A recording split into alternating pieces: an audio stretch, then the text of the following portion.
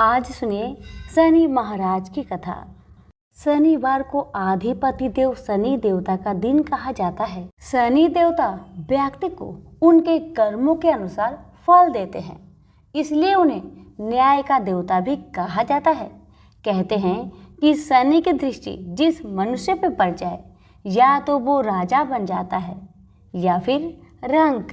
शनि भगवान की महादशा का सामना कर रहे व्यक्ति को शनिवार का व्रत रखना चाहिए, क्योंकि अगर कर्मों के फलदाता आपके पूजा से खुश हो गए तो आपके जीवन से दुखों का अंत हो जाएगा। अब सुनिए शनि महाराज की व्रत कथा। कथा को पूरा जरूर सुनिएगा और दूसरों के पास भी शेयर करें। दोस्तों, वैसे तो सूर्य पुत्र शनि देव के कई मंदिर भारत में स्थित है, लेकिन कुछ मंदिर ऐसे हैं जिनका अपना अलग महत्व है और इन मंदिरों के साथ कुछ धार्मिक कहानियां भी जुड़ी हुई है। ऐसा ही एक मंदिर है शनि सिंगनापुर। आज मैं इसी मंदिर से जुड़ी कथा आपको सुनाने जा रही हूँ। यह मंदिर महाराष्ट्र के अहमदनगर जिले के पास एक गांव सिंगनापुर में स्थित है, इसलिए इसे शनि सिंगनापुर मंदिर कहा जाता है। अहमदनगर से इस मंदिर की दूरी 35 किमी है। इस मंदिर की विशेषता यह है कि शनि महाराज की पाषाण काले रंग की मूर्ति बिना किसी छत्र या गुंबद के खुले आसमान में एक संगमरमर के चबूतरे पर विराजमान है।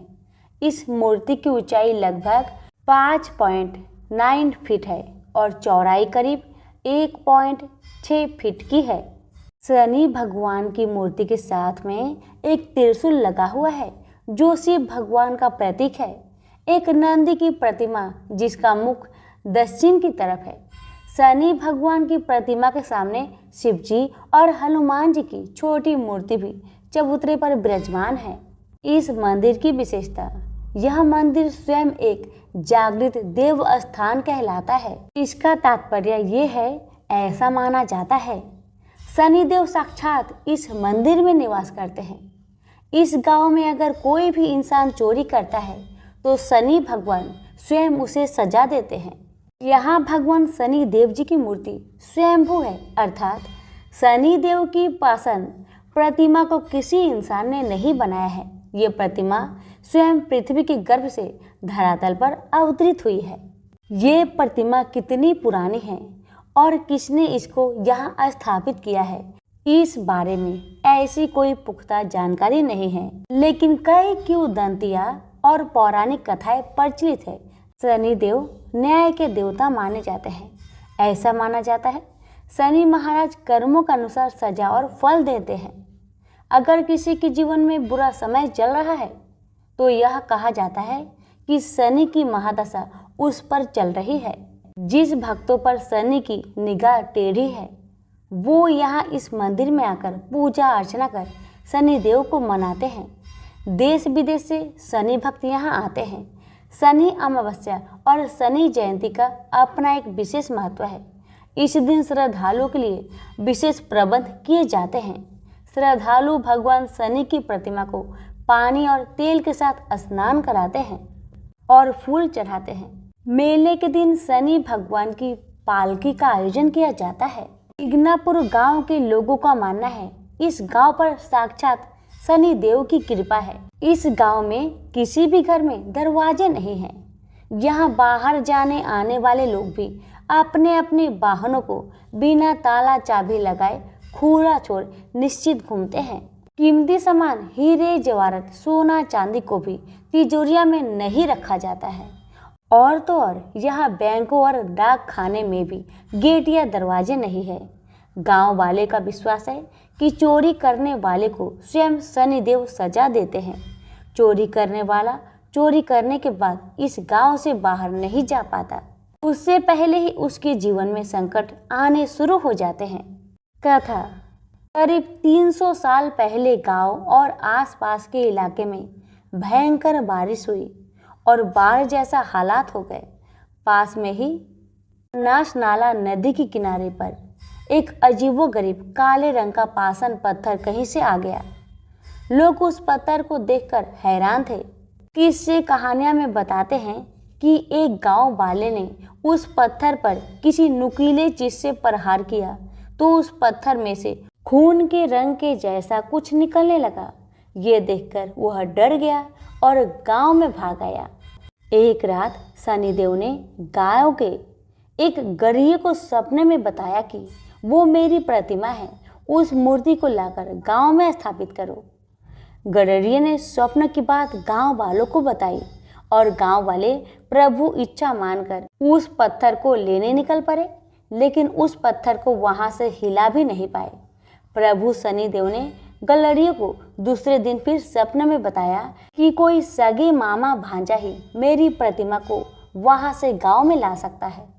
गांव वाले ने जैसा शनिदेव जी ने कहा वैसा ही किया और शनि महाराज की प्रतिमा को गांव में एक खुले स्थान पर स्थापित कर दिया। मूर्ति स्थापित होने के बाद शनिदेव ने गांव वालों को स्वप्न दिया और कहा, इस गांव की रक्षा अब मैं करूंगा। जो भी इस गांव में चोरी और गलत काम करेंगे उसको सजा स्वयं मैं दूंगा। आप अपने घरों से किसी भी तरह की सुरक्षा हटा ले। शनि देव महाराज के आदेश पाकर सभी गांव वालों ने अपने घरों से दरवाजा निकाल दिए। यही परंपरा कई सालों से यहाँ चली आ रही है। यहाँ पूरे गांव में किसी भी घर में गेट और दरवाजा नहीं है। और तो और अपनी कीमती चीजें को भी गांव वाले तिजोरी में नहीं रखते।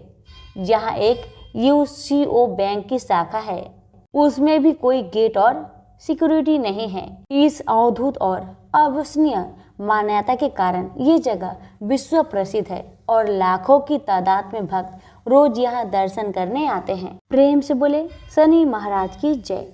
पार्वती जब भी अपने पति शिव के साथ दूसरे देवताओं के निवास स्थान पर जाती और वहां उनके सजे धजे सुंदर भवनों को देखती तो उन्हें बड़ी ही हीनता का बोध होता। वे यह महसूस करती कि हमसे छोटे छोटे देवताओं के पास भी बड़े बड़े भव्य भवन हैं, लेकिन हमारे पास तो कुछ भी नहीं। कहने को मैं आदि देव शिव की पत्नी हूँ, लेकिन रहने के लिए मिली है कैलाश पर्वत की कंदराएं और पहनने के लिए बलकल। किसी उचित आवास के अभाव में अन्य सुख सुविधाओं का उपभोग नहीं कर सकती। एक दिन पार्वती ने अपने मन की व्यथा अपने पति शिव से कही। शिव जी सुनकर मुस्कुराए, फिर बोले, इसमें हीनता की तो कोई बात ही नहीं देवी। प्रत्येक व्यक्ति की अपनी अपनी जीवन शैली होती है। हमारी जीवन शैली यही है, हम अपनी इस शैली को हीन क्यों समझे। अन्य देवगण प्रकृति से बहुत दूर है, जबकि हम प्रकृति की गोद में निवास करते हैं। यह तो हमारे लिए गौरव की बात है, हीनता की नहीं। शिव के तर्कों से पार्वती संतुष्ट नहीं हुई और बोली, मुझे आपकी ये बातें समझ में नहीं आती देव। मुझे तो अपना एक आवास चाहिए, बहुत ही भव्य और सुख सुविधा से पूर्ण। शिव ने अपनी सहज मुस्कान से साथ उत्तर दिया, इसमें क्या मुश्किल है देवी। मैं अभी विश्वकर्मा को बुलवा देता हूँ, उनसे जैसा चाहो वैसा आवास बनवा लो। विश्वकर्मा को बुलाया गया। पार्वती ने आदेश दिया, हमारे लिए ऐसा भव्य बनाओ जैसे विश्व में कहीं ना हो। विश्वकर्मा ने आदेश स्वीकार किया। निर्माण कार्य प्रारंभ हो गया। कुछ ही समय में पार्वती की इच्छा अनुसार भव्य भवन तैयार हो गया। अपने भवन को देखकर पार्वती अति प्रसन्न हुई। गृह प्रवेश की तैयारी होने लगी। पार्वती चाहती थी गृह प्रवेश के समय सभी प्रमुख देवता हमारे यहाँ उपस्थित रहे। शिव ने अपनी सहमति दे दी। सभी प्रमुख देवी देवताओं को आमंत्रण भेजा गया। यह प्रवेश के समय वे सब कैलाश पर्वत पर आ गए। उन्होंने पार्वती के भव्य भवन की भूरी भूरी प्रशंसा की, लेकिन विश्वनेत्री ब्रह्मा खामोश रहे। जब सब देवी देवता जाने लगे तो पार्वती ने ब्रह्मा जी से पूछा, देव क्या आपको यह आवास पसंद नहीं आया। ब्रह्मा जी ने आश्चर्य व्यक्त करते हुए पार्वती से ही प्रश्न किया, देवी मैंने कब ऐसा कहा। आपके चेहरे की भाव भंगिमा कुछ ऐसे कह रही है प्रभु। पार्वती ने अपनी शंका स्पष्ट की। फिर ब्रह्मा जी को मौन देखकर पार्वती ने अपनी बात आगे बढ़ाई। तो आप कुछ संकोच कर रहे हैं, स्पष्ट कहिए क्या बात है। ब्रह्मा जी ने तनिक रुककर उत्तर दिया, देवी और तो सब ठीक है, लेकिन इस प्रसाद पर शनि की कुदृष्टि है। इतना कहकर वे वहां से चले गए। पार्वती ने ब्रह्मा जी की बात शिव को बतलाई तो वे कुछ चिंता में पड़ गए। पार्वती ने पूछा, प्रभु शनि की दृष्टि से क्या हो सकता है? यह प्रसाद जल सकता है? भगवान शिव ने उत्तर दिया, हाँ। यह सुनकर पार्वती भी चिंतित हो गई और बोली, प्रभु इसके लिए कोई उपाय कीजिए। शिव ने निराश व्यक्त की, शनि की दृष्टि को हटाना सरल नहीं है देवी। शिव का उत्तर सुनकर पार्वती आवेश में आ गई और बोली, सरल क्यों नहीं है? आप अभी शनि लोक जाइए और शनि देव से कहिए कि वह हमारे प्रसाद से अपनी कुदृष्टि हटा ले। यदि वह मान जाए तो आप तत्काल उसे कोई वरदान दे दीजिएगा, और यदि न माने तो आप अपना डमरू जोर से बजा दीजिएगा। मैं स्वयं अपने प्रसाद को आग लगा दूंगी। यदि प्रसाद को जलना ही है तो यह मेरे हाथों से जलेगा, शनि की कुदृष्टि से नहीं। इसके बाद मैं शनि को श्राप दूंगी। पार्वती की इच्छा अनुसार शिव शनि लोग गए। वहां शनि देव ने उनकी अभ्यर्थना की और आदर के साथ आसन पर बैठाया। आसन ग्रहण करने के बाद शिव ने अपने आने का प्रयोजन बताया। देवी पार्वती ने जो प्रसाद बनवाया है उस पर तुम्हारी कुदृष्टि है, अतः वे चाहती है कि तुम उधर से अपनी कुदृष्टि हटा लो। शनि देव ने करवध होकर निवेदन किया, आप निश्चिंत रहे देव। माता पार्वती के प्रसाद पर कुदृष्टि डालने का मैं दुस्साहस नहीं कर सकता। शनि से आश्वासन पाकर शिव प्रसन्न हो गए। शनि, मैं तुमसे प्रसन्न हूँ, तुम जो चाहे वर मांग सकते हो, भोलेनाथ ने कहा। शनि ने विनम्र भाव से कहा, प्रभु आपका दिया हुआ सब कुछ मेरे पास है, अब मैं और क्या मांगू? हाँ, एक इच्छा अवश्य है, वह है आपका तांडव नृत्य देखने की। बहुत दिन हो गए उसे देखे हुए, आप अपना नृत्य दिखला सके तो कृपा होगी। शनि का यह अनुरोध शिव को अच्छा लगा। उन्होंने तत्काल अपना डमरू उठा लिया और लगे नृत्य करने। भोले भंडारी ये भी भूल गए कि पार्वती ने डमरू की आवाज सुनकर अपने नवनिर्मित प्रसाद को जला देने की बात कही थी। बस डमरू बजा बजा कर नृत्य करते रहे। उधर पार्वती ने जब कैलाश पर डमरू की ध्वनि सुनी तो उन्होंने सोचा कि शनि ने अपने कुदृष्टि हटाना अस्वीकार कर दिया है, अतः वे बहुत दुखी हुई। उन्हें लगा कि यदि मैं तत्काल अपने नवनिर्मित आवाज को आग लगा दूंगी तो वह शनि की कुदृष्टि से बच जाएगा। अतः उन्होंने स्वयं ही अपने प्रसाद में आग लगा दी। वह धू धू करके जल उठा। प्रसाद को जलता देख पार्वती का शनि पर क्रोध धीरे धीरे बढ़ने लगा। अब वे उसे श्राप देने को तैयार हो गई, लेकिन उसी समय भगवान शिव वहां पहुंच गए। उन्होंने प्रसाद को जलते देखा तो वे आश्चर्यचकित रह गए। उनकी समझ में ही नहीं आया कि यह कैसे हो गया। फिर अचानक उन्हें सब कुछ स्मरण हो गया। अपनी भूल का उन्हें एहसास हुआ। उन्होंने पार्वती को सब कुछ सुनाया। सच्चाई जानकर पार्वती को भी अपनी जल्दबाजी पर दुख हुआ। अब शनि को श्राप देने का कोई अर्थ नहीं था। प्रत्यक्ष उसका कहीं कोई अपराध नहीं था। फिर भी पार्वती और शिव को यह लग रहा था कि यह सब हुआ शनि की कुदृष्टि से ही, लेकिन स्थिति को देखते हुए वे दोषी नहीं ठहरा सकते। प्रेम से बोलिए शनि महाराज की जय। उमापति शंकर भगवान की जय। पिपलाद ऋषि का नाम आप सभी ने सुना होगा। वह महर्षि दधीचि की पुत्र थे। महर्षि दधीचि जिन्होंने अपनी हड्डियों का दान कर दी थी, जिससे इंद्र का वज्र बनाकर और वृतासुर का संहार संभव हो पाया था। यह घटना ब्रह्म पुराण की है। शमशान में जो महर्षि दधीचि के मांस पिंड का दाह संस्कार हो रहा था तो उनकी पत्नी अपने पति का वियोग सहन न कर पाई और पास में स्थित पीपल के वृक्ष की कोटर में जो जरों के कारण एक गड्ढा बन जाता है, तो उसमें अपने 3 वर्ष के बालक को रखकर स्वयं चीता पर सती हो गई। इस प्रकार महाऋषि दधीचि और उनकी पत्नी का बलिदान हो गया। किंतु पीपल की कोटर में रखा बालक भूख प्यास से तड़पने लगा और चिल्लाने लगा। जब कोई वस्तु से नहीं मिली तो कोटर में गिरे हुए पीपल के फल खाकर वह बड़ा होने लगा। एक दिन देव ऋषि नारद वहां से गुजर रहे थे। नारद जी ने पीपल की कोटर में बालक को देखकर उससे उसका परिचय पूछा। बालक ने अपना परिचय दिया और बताया कि मैं नहीं जानता कि मैं कौन हूँ। नारद ने पूछा, तुम्हारा जनक कौन है? तब बालक भी उसी तरह का उत्तर दिया कि वह नहीं जानता कि उसके जनक कौन है।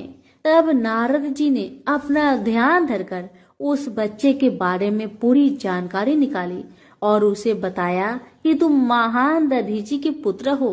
तुम्हारे पिता की अस्थियों का वज्र बनाकर ही देवताओं ने असुरों पर विजय प्राप्त की थी। नारद ने बताया कि तुम्हारे पिता दधीचि की मृत्यु मात्र 31 वर्ष की उम्र में ही हो गई थी। बालक ने अपने पिता की अकाल मृत्यु के बारे में जानना चाहा। तब नारद जी ने बताया कि उन पर आई इस विपत्ति का कारण शनिदेव की महादशा थी। नारद जी ने उस बालक को पिप्पलाद नाम दिया क्योंकि वह पीपल के पत्ते और उसका गुदा खाकर बड़े हुए थे। उसके बाद नारद जी ने उसे दीक्षित किया। नारद जी के जाने के बाद उस बालक ने, जिसका नाम पिप्पलाद था, ब्रह्मा जी की घोर तपस्या की। ब्रह्मा जी ने जब बालक से वर मांगने के लिए कहा तो पिप्पलाद ने अपने दृष्टि मात्र से किसी को भी जलाने की शक्ति मांगी। ब्रह्मा जी ने उसे वरदान दे दिया। ब्रह्मा जी के वरदान के बाद पिप्पलाद ने सबसे पहले शनि देव का आह्वान किया और उन्हें अपने सामने प्रस्तुत किया। सामने पाकर उन्होंने शनि देव को भस्म करना शुरू कर दिया। शनि देव शरीर से जलने लगे। ब्रह्मांड में कोलाहल मच गया। सूर्य पुत्र शनि की रक्षा के लिए सारे देवता विफल प्रतीत हो रहे थे।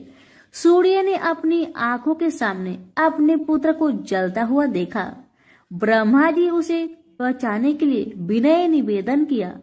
ब्रह्मा जी ने स्वयं पिप्पलाद के सम्मुख प्रकट होकर शनि देव को छोड़ने के लिए कहा, किंतु वह तैयार न हुए। ब्रह्मा जी ने एक के बदले 2 वरदान मांगने की बात कही।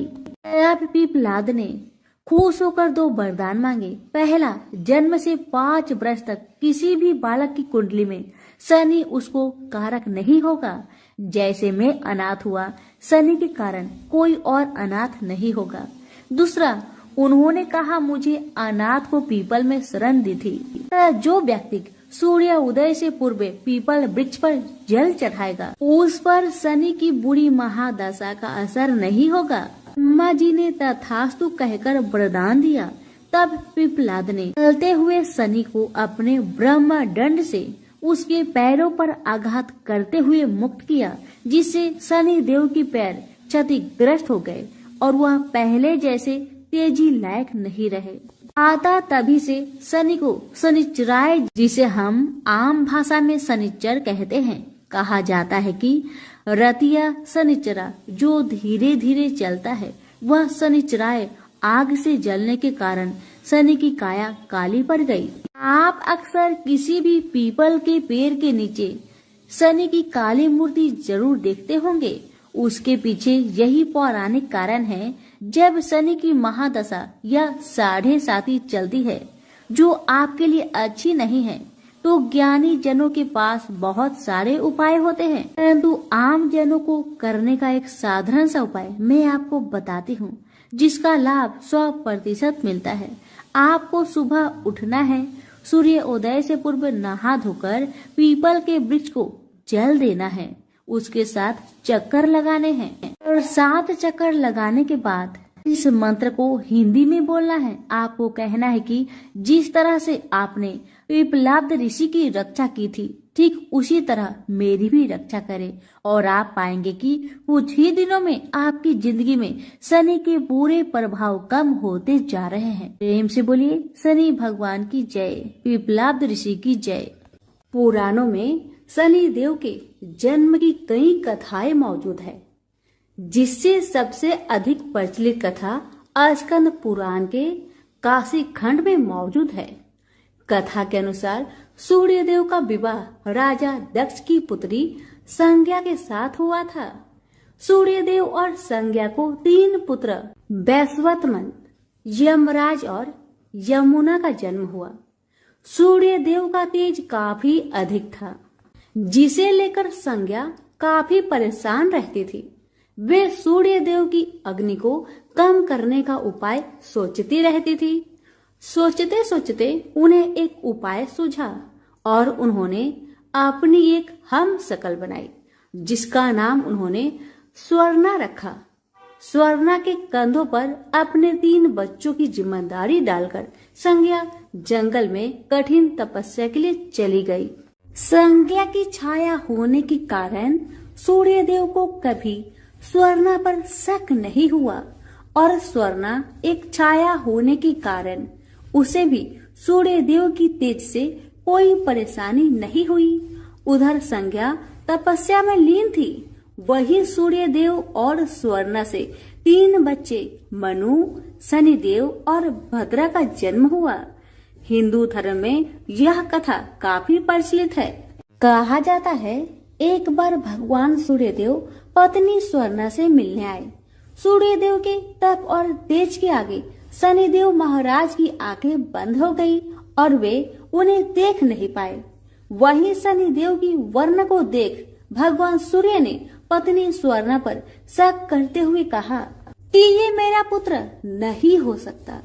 ये बात सुनते ही शनिदेव के मन में सूर्य देव के लिए शत्रु भाव पैदा हो गए, जिसके बाद उन्होंने भगवान शिव की कठिन तपस्या करनी शुरू कर दी।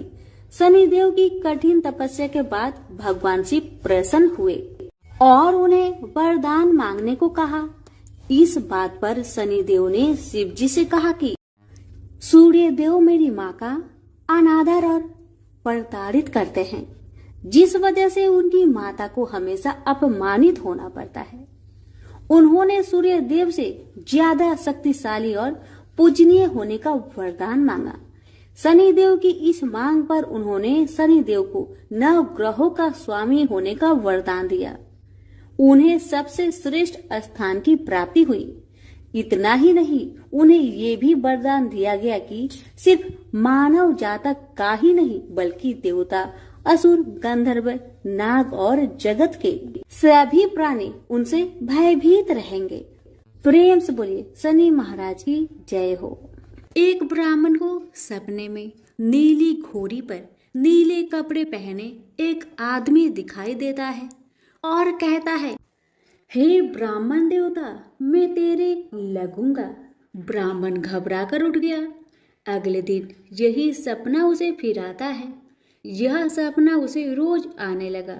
वह परेशान हो गया और चिंता के मारे दुबला होने लगा। उसकी पत्नी ने कारण पूछा तो उसने सपने के बारे में बताया। ब्राह्मणी बोली, वे अवश्य ही शनि महाराज होंगे। अब की बार देखे तो कहना लग जाओ, पर 1.25 पहर से ज्यादा मत लगना। उस दिन सपना आने पर ब्राह्मण ने कहा, लग जाओ, पर कितने समय के लिए लगोगे? शनि जी बोले, 7.5 वर्ष का लगूंगा। ब्राह्मण ने कहा, क्षमा करे शनि जी, इतना भारी तो मुझसे झेला नहीं जाएगा। तब शनि जी बोले, तो 5 वर्ष का लग जाऊंगा। ब्राह्मण बोला, यह भी मेरे लिए ज्यादा है। शनि जी बोले, 2.5 साल का लग जाओ। ब्राह्मण ने मना किया तो शनि जी कहने लगे, 1.25 पहर का तो लगूंगा ही, इतना तो कोढ़ी, कलंगी, भिखारी के भी लग जाता हूँ। तब ब्राह्मण ने कहा, ठीक है। ब्राह्मण को 1.25 पहर की शनि की दशा लग गई। ब्राह्मण ने नींद से जाकर ब्राह्मणी से कहा, मेरी 1.25 पहर शनि की दशा लग गई है, इसलिए मैं जंगल में जाकर यह समय बिताऊंगा। मेरे लिए खाने पीने का सामान बांध दे। मेरे पीछे से किसी से लड़ाई झगड़ा ना हो, इसका ध्यान रखना। ज्यादातर घर में ही रहना, बच्चों का भी ध्यान रखना। इस सवा पहर के समय में कोई गाली भी दे तो चुपचाप सुन लेना, बहस मत करना। यह सब समझाकर ब्राह्मण जंगल में चला गया। जंगल में ब्राह्मण एक पीपल के पेड़ के नीचे बैठ गया और हनुमान जी का पाठ करने लगा। एक पहर बीत गया। ब्राह्मण ने सोचा बाकी बचा समय रास्ते में बीत जाएगा, इसलिए वहां से चल दिया। रास्ते में एक बाड़ी में मतीरे लगे देखे। माली से एक मतीरा खरीदा, पोटली में बांधा और आगे बढ़ा। आगे एक आदमी मिला जो असल में शनिदेव थे। ब्राह्मण से पूछा पोटली में क्या है? उसने कहा मतीरा है। शनिदेव बोले दिखाओ। ब्राह्मण ने पोटली खोली। उसमें राजकुमार का कटा हुआ खून से लथपथ सिर। शनिदेव ब्राह्मण को राजा के पास ले गए और कहा कि इस ब्राह्मण ने राजकुमार की हत्या कर दी है। इसके पास पोटली में राजकुमार का सिर है। राजा ने कहा मैं यह नहीं देख सकता, इस ब्राह्मण को सूली पर चढ़ा दो।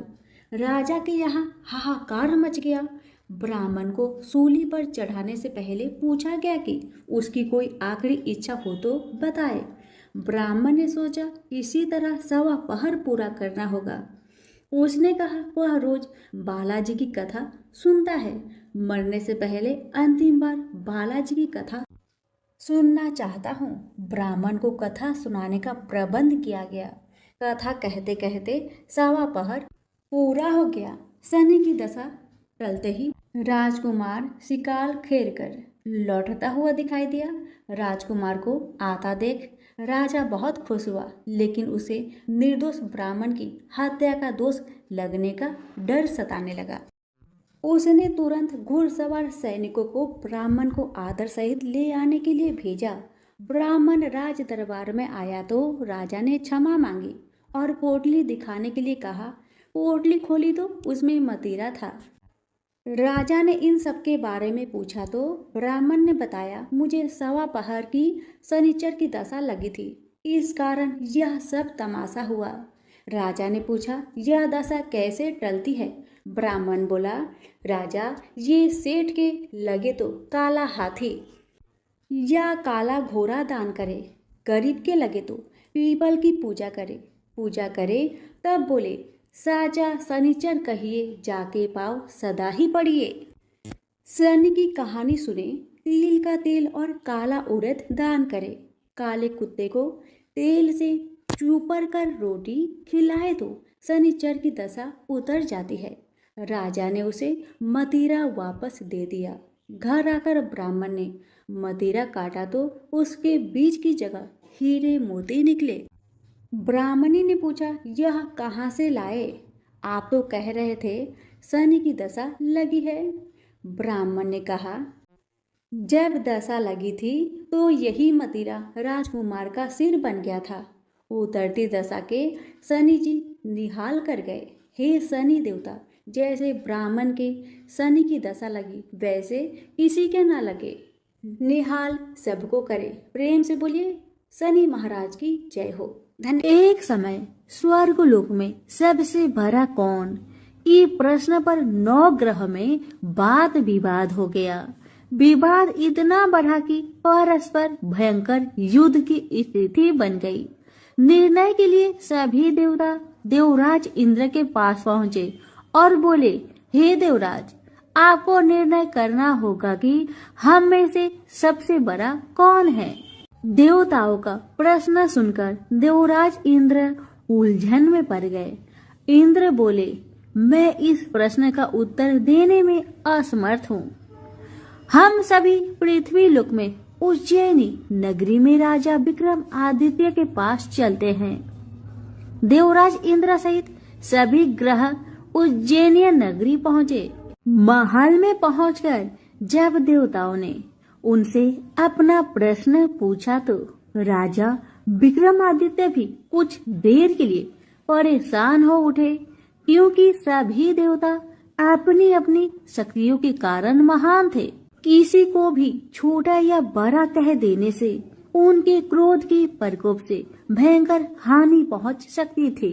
अचानक राजा विक्रमादित्य को एक उपाय सूझा और उन्होंने विभिन्न धातुओं स्वर्ण, रजत, कांसा, तांबा, सीसा, रांगा, जस्ता, अबरक व लोहे के 9 आसन बनवाए। धातुओं के गुणों के अनुसार सभी आसनों को एक दूसरे के पीछे रखवाकर उन्होंने देवताओं को अपने अपने सिंहासन पर बैठने को कहा।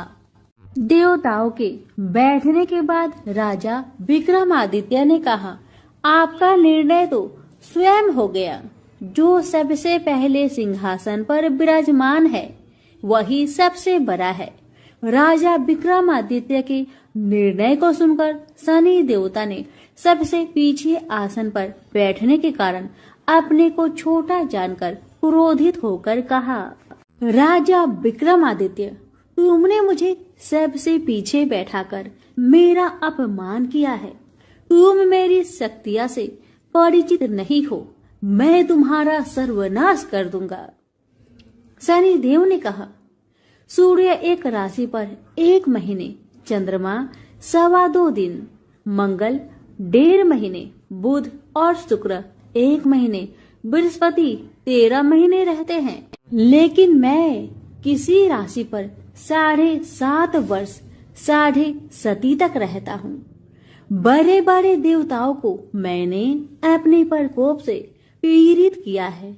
राम को 7.5 के कारण ही वन में जाकर रहना पड़ा और रावण को 7.5 के कारण ही युद्ध में मृत्यु का शिकार बनना पड़ा। राजा, अब तू भी मेरे प्रकोप से नहीं बच सकेगा। इसके बाद अन्य ग्रहों के देवता तो प्रसन्नता के साथ चले गए, परंतु शनिदेव बड़े क्रोध के साथ वहां से विदा हुए। राजा विक्रमादित्य पहले की तरह ही न्याय करते रहे। उनके राज्य में सभी स्त्री पुरुष बहुत आनंद से जीवन यापन कर रहे थे। शनिदेव अपना अपमान नहीं भूले। एक दिन राजा की परीक्षा लेने शनिदेव घोड़े के व्यापारी के रूप में राज्य पहुंचे।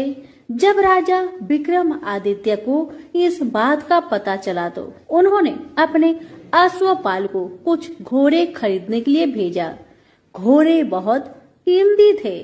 अश्वपाल ने जब वापस लौटकर इस संबंध में बताया तो राजा विक्रमादित्य ने स्वयं आकर एक सुंदर व शक्तिशाली घोड़े को पसंद किया। घोड़े की चाल देखने के लिए राजा उस घोड़े पर सवार हुए तो वह घोड़ा बिजली की गति से दौड़ पड़ा। तेजी से दौड़ता घोड़ा राजा को दूर एक जंगल में ले गया और फिर राजा को वहां गिराकर जंगल में कहीं गायब हो गया। राजा अपने नगर को लौटने के लिए जंगल में भटकने लगा, लेकिन उन्हें लौटने का कोई रास्ता नहीं मिला। राजा को भूख प्यास लगाई। बहुत घूमने पर उसे एक चारवाहा मिला। राजा ने उससे पानी मांगा। पानी पीकर राजा ने उस चारवाहे को अपनी अंगूठी दे दी। फिर उससे रास्ता पूछकर वह जंगल से निकलकर पास के नगर में पहुंचा। राजा ने एक सेठ की दुकान पर बैठकर कुछ देर आराम किया। उस सेठ ने राजा से बातचीत की तो राजा ने उसे बताया कि मैं उज्जैनी नगरी से आया हूँ। राजा के कुछ देर दुकान पर बैठने से सेठ जी की बहुत बिक्री हुई। सेठ ने राजा को बहुत भाग्यवान समझा और खुश होकर उसे अपने घर भोजन के लिए ले गया। सेठ के घर में सोने का एक हार खूंटी पर लटका हुआ था। राजा को उस कमरे में छोड़कर सेठ कुछ देर के लिए बाहर गया। तभी एक आश्चर्यजनक घटना घटी। राजा के देखते देखते सोने की उस हार को खूंटी निगल गई। सेठ ने कमरे में लौटकर हार को गायब देखा तो चोरी का संदेह राजा पर ही किया, क्योंकि उस कमरे में राजा ही अकेला बैठा था। सेठ ने अपने नौकरों से कहा कि इस परदेसी को रस्सियों से बांधकर नगर के राजा के पास ले चलो। राजा ने विक्रमादित्य से हार के बारे में पूछा तो उसने बताया कि उसके देखते ही देखते खूंटी ने हार को निगल लिया था।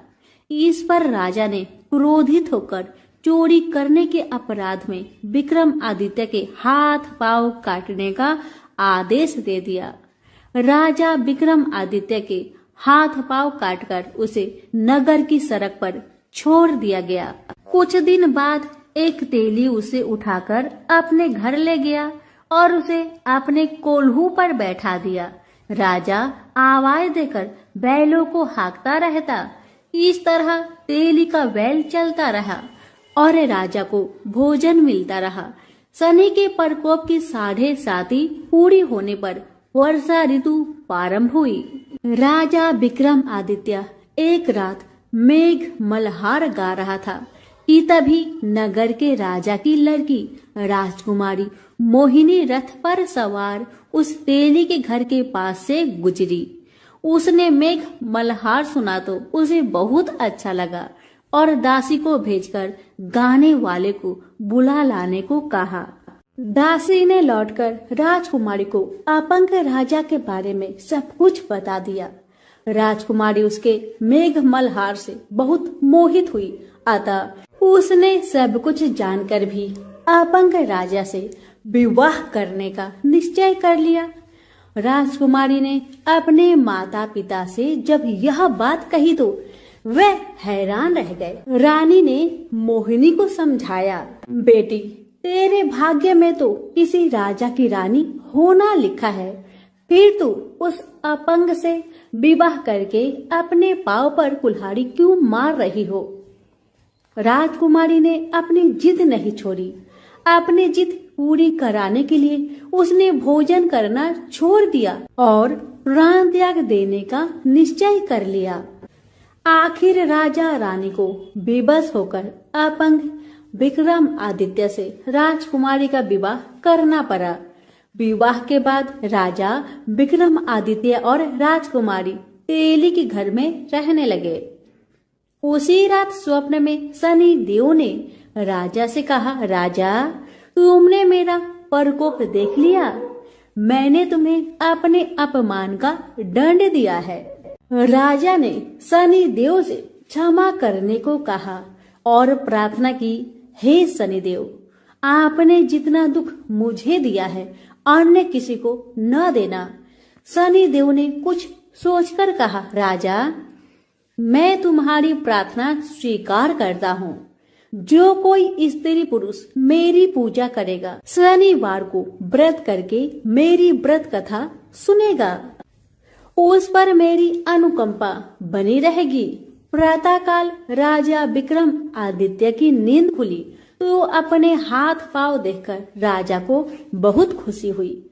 उसने मन ही मन शनिदेव को प्रणाम किया। राजकुमारी भी राजा के हाथ पांव सही सलामत देखकर आश्चर्य में डूब गई। तब राजा विक्रमादित्य ने अपना परिचय देते हुए शनिदेव के प्रकोप की सारी कहानी सुनाई। सेठ को जब इस बात का पता चला तो दौड़ता हुआ तेली के घर पहुंचा और राजा के चरणों में गिरकर क्षमा मांगने लगा। राजा ने उसे क्षमा कर दिया क्योंकि यह सब तो शनिदेव का प्रकोप के कारण ही हुआ था। सेठ राजा को अपने घर ले गया और उसे भोजन कराया।